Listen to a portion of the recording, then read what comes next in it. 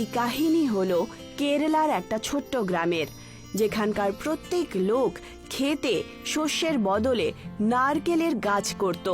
সান্দ, আরে সান্দ, আরে সকাল সকাল কোত্থেকে এলে? তোমাকে দেখতেই পাই না। আসলে আন্না, আমার শরীরটা খারাপ ছিল। আরে কি হয়েছে তোমার শরীরের আবার? কালকে রাত্রে বৃষ্টিতে ভিজে গিয়েছিলাম, আর ভিজে কাপড় পরেই শুয়ে পড়ি তো। আর যখন সকালে উঠি তখন দেখলাম যে পুরো শরীরে ব্যথা হচ্ছে। আরে ভালো করে শরীরের খেয়াল রেখো, আর বৃষ্টিতে এত বেশি ভিজো না। আরে আন্না, তুমি তো জানোই যে আমাদের গ্রামে কত বৃষ্টি হয়। একটু আগে তুমি রোদ দেখছো, তারপরেই হঠাৎ করে আকাশে মেঘ চলে আসবে, আর তারপরেই বৃষ্টি শুরু। আরে সেই জন্যই তো তোমাকে এই কথাটাই আমি সবাইকে বলি, যে বেশি রোদ থাকলে পরেও বাড়ি থেকে বেরুলে বৃষ্টির সাথে ছাতাটা রাখা উচিত। কখন যে মেঘ চলে আসবে কেউ জানে না, এই ব্যাপারে কোনো কারোর ধারণাই নেই। আচ্ছা আমাকে বলো তো, তুমি আজকে সারাদিনে কি কি করলে? আরে কি আর করবো, নারকেলের গাছ লাগাতে গিয়েছিলাম। তা তুমি কি করছো? নতুন নতুন চারা লাগাচ্ছ? কালকে শরীর ঠিক হয়ে গেলি কাল থেকে কাজ শুরু করে দেব। আচ্ছা ঠিক আছে, আমার কাছে কয়েকটা চারা রয়েছে, তুমি কাজে লাগিয়ে নিও। কালকে সকালে এসে আমার কাছ থেকে নিয়ে নিও। ঠিক আছে আন্না। আন্না নিজের বাড়ির দিকে চলে যায়। যাই গিয়ে একটু জমিটা আমি দেখে আসি যে কত চারা লাগানো যাবে। সন্ধু নিজের ক্ষেতের দিকে রওনা হলো, যেখানে রাস্তায় সে দেখতে পায় নারায়ণীকে।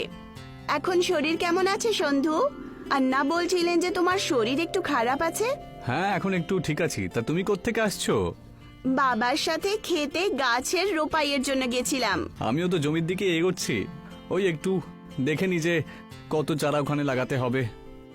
আচ্ছা, আরে হ্যাঁ, বাবা বলেছিল যে যখন তোমার নিজের পাকা বাড়ি হবে না তখন তোমার সাথে আমার বিয়ে করিয়ে দেবেন, নয়তো বাবা আমার সম্বন্ধ অন্য জায়গায় খুঁজে নেবেন। তুমি গিয়ে বাবাকে বলো যে আমি খুব চেষ্টা করছি, ঠিক আছে? আর এই বছরের শেষ সময় পর্যন্ত আমার নিজের একটা পাকা বাড়ি হয়ে যাবে, তাই অন্য কোনো সম্বন্ধ দেখার দরকার নেই। এইটুকু বলে সন্ধু নিজের ক্ষেতের দিকে চলে যায়, আর নারায়ণী নিজের বাড়ির পথে চলে যায়। নারায়ণীর কথার পর এখন সন্ধু একটু চিন্তিত হয়ে উঠল। তারকে এখন তাড়াতাড়ি পাকা বাড়ি বানাতেই হবে। এই বছরে যদি নিজের পাকা বাড়ি না করতে পারি তাহলে নারায়ণীকে আমি বিয়েও করতে পারবো না। এই বছর আমাকে কঠোর পরিশ্রম করে অনেক নারকেল গাছ লাগাতে হবে। সন্ধু খেতে চলে যায় আর মাপ নিয়ে চলে আসে যে ও কত কত দূরে গাছের রোপণ করতে পারবে। বাড়ি ফেরার পর সে খাবার বানায় আর খাবার খেয়ে ঘুমোতে চলে যায়। কালকে সকালে তাড়াতাড়ি উঠে জমিতে যেতে হবে, সেই জন্য আমি এখন তাড়াতাড়ি ঘুমাই। সন্ধু প্রদীপ নিভিয়ে শুয়ে পড়ে। পরের দিন সকালে ও তাড়াতাড়ি উঠে পড়ে আর গাছ নেওয়ার জন্যে আন্নার বাড়িতে চলে যায়। আন্না, ও আন্না, আমি এসেছি, নারকেলের চারাগুলো দিয়ে দাও। আরে ভেতরে এসো ভাই, আমি ভেতরে একটু জল খাবার খাচ্ছি, তুমি একটু জল খাবার খেয়ে নাও, তারপরে নিয়ে যেও চারা। না আন্না, আমার দেরি হয়ে যাবে। আরে ভেতরে এসো না, লজ্জা পাচ্ছ কেন? তাড়াতাড়ি এসো ভেতরে। এই নাও মা, ওকে একটু জল খাবার বাইরেও দিয়ে এসো। ভেতরে তো আসবেই না। ঠিক আছে বাবা। সরোজিনী একটা থালায় ইডলি, বড়া আর চাটনি নিয়ে বাইরে আসে আর সন্ধুকে খেতে দেয়। এই নাও দাদা, জল খাবার খেয়ে নাও। আর জল খাবার খেতে শুরু করে।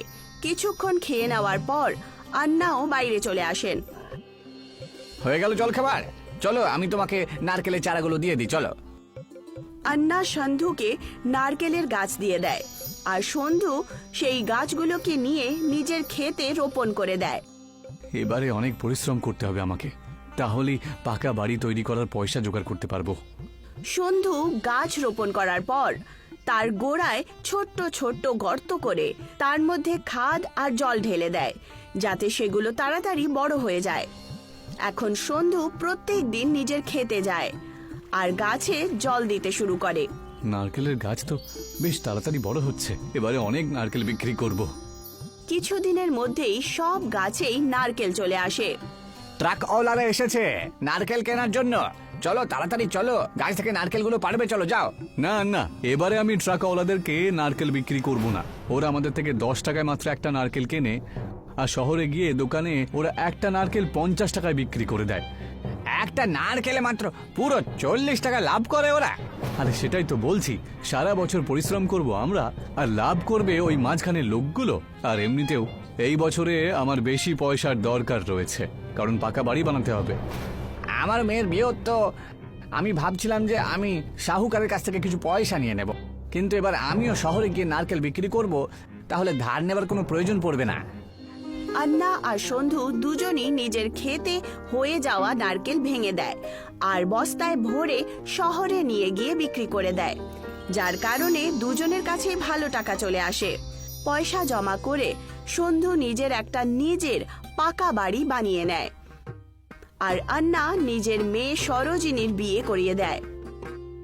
এবার আমি পাকা বাড়িও বানিয়ে ফেলেছি। নারায়ণীর বাবার সাথে এবার বিয়ের কথা আমাকে বলতেই হবে। সন্ধু নারায়ণীর বাড়িতে যায় আর নিজের বিয়ের প্রস্তাব দেয়। পাকা বাড়ি বানানোর কারণে এখন নারায়ণের বাবা ওদের দুজনের বিয়ের জন্য সহমতি দেন। আরে এত জোরে বৃষ্টি হচ্ছে কেন?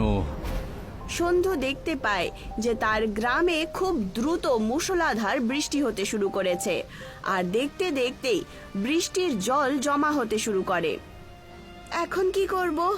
কালকে বিয়ের দিন আর আজ এত জোরে বৃষ্টি হচ্ছে, পুরো গ্রামে জল ভরে গেছে। আগে নিজের বাঁচার কথাটা ভাবো, বুঝেছো? বন্যায় বাড়ি ডুবতে বসেছে। আরে আমরা বেঁচে থাকলে যে কোনো দিন বিয়েটা করতে পারি। আস্তে আস্তে বৃষ্টি আরো দ্রুত হতে থাকে আর সময় কাটতে শুরু করে। বন্যার জল বাড়ির ভেতরেও যেতে শুরু করে দেয় আর বাড়ি ভাঙতে শুরু করে। আরে তাড়াতাড়ি এখান থেকে চলে যাও বাচ্চা, আমাদের বাড়িও মনে হচ্ছে ভেসে যাবে। তাড়াতাড়ি মন্দিরে চলো। আন্না নিজের মেয়েকে নিয়ে মন্দিরে চলে যায়, যেখানে সমস্ত গ্রামবাসীরা শরণ নিয়েছিল। মন্দির এমনিতে তো গ্রামের নিচু অবস্থাতেই ছিল, কিন্তু তা সত্ত্বেও বন্যার জল ওখানে ঢুকতেই পারছিল না। এসো, আমার হাতটা ধরো, জল কিন্তু বেরিয়েই চলেছে। সন্ধু নিজের প্রাণ নিয়ে নারায়ণী আর তার বাবাকে নিয়ে মন্দিরে পৌঁছে যায়। এখন সমস্ত গ্রামবাসীরা বন্যার জল কম হওয়ার অপেক্ষা করতে থাকে। আস্তে আস্তে বৃষ্টি কম হয়ে যায়, কিন্তু গ্রামবাসীদের বাড়ি জলের কারণে ভেঙে গেছিল, সেই জন্য সমস্ত লোকেরা বেঘর হয়ে যায়। আমি অনেক কষ্ট করে নিজের একটা পাকা বাড়ি বানিয়েছিলাম, আর আজকে সেই বাড়িটা আমার চোখের সামনে ভেসে গেল, আর আমি কিচ্ছু করতে পারলাম না। আমাদের সবার বন্যায় ভেসে গেল।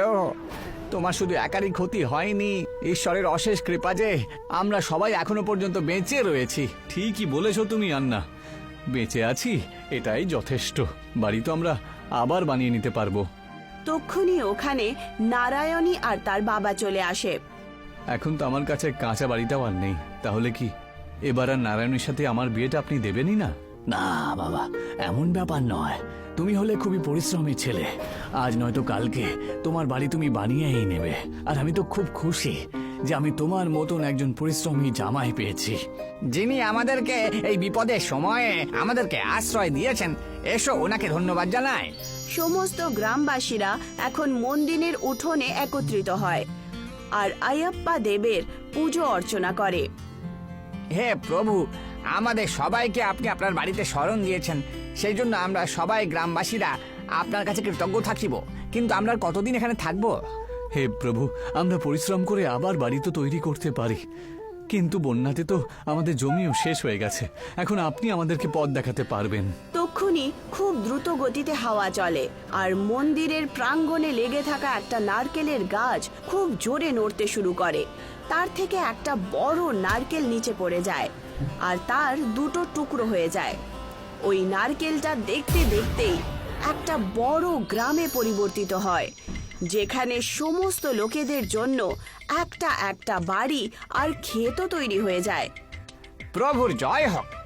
আমরা সবাই জানি যে আমাদের জমির ওপরে আর গ্রামের ওপরে জাদু করে দিয়েছেন। এখন সমস্ত লোকেরা নিজের জন্য একটা একটা বাড়ি নিয়ে নেয় আর তাতে থাকতে শুরু করে। নারকেলের দ্বারা তৈরি হওয়া এই গ্রামে চারদিকে উঁচু উঁচু দেয়াল ছিল, যাতে কখনো বন্যাও চলে আসে তাহলে বন্যার জল গ্রামে না আসতে পারে। এবারে আমি নারকেলের সাথে সাথে নিজের জমিতে সবজিও চাষ করব। নারায়ণীর বাবা নারায়ণী আর সন্ধুর বিয়ে খুব ধুমধাম করে করিয়ে দেন, যেখানে সমস্ত গ্রামবাসীরা সামিল হয়।